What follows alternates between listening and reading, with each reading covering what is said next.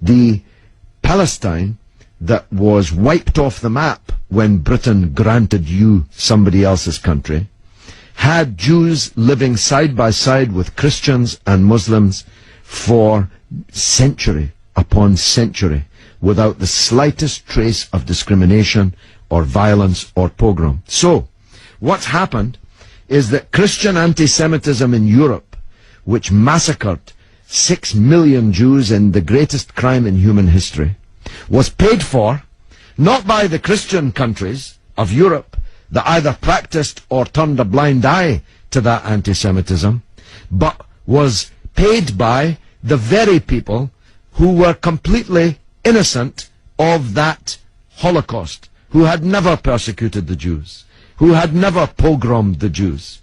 And that seems to me to add insult to the injury suffered by a people whose country was wiped off the map, who were dispersed into exile, to make way for a Zionist idea which was granted to European Jews, because these were the first settlers, granted to European Jews by Britain. And as you have singularly failed, 4 times I asked you, to acknowledge that Britain had no right to give away somebody else's country, one country giving to a second people, the land that actually belonged to a third people, it seems to me an all-round injustice, don't you think, Alex? Yeah, I agree that they didn't so much have the right, but they were stepping in after the Holocaust to grant it to the Jews. But it was long before the Holocaust that Britain stepped in. Britain stepped in 1917 with the Balfour Declaration made by the British Minister Balfour on our behalf to a group of atheistic Zionist Jews. I make the point about atheism because it's now claimed that this is some biblical land right, as if God was an estate agent.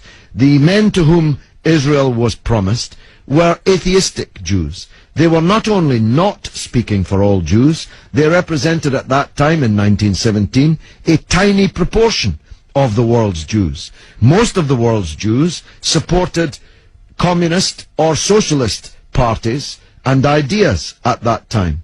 The Zionists represented a tiny sliver of Jewish opinion at that time. Yet Balfour promised them the land which belonged to a third people, without consulting either the British or the world's Jews, and least of all, consulting the Palestinians. Okay, well, thanks very much for talking. Okay, Alex, thanks for listening, my friend.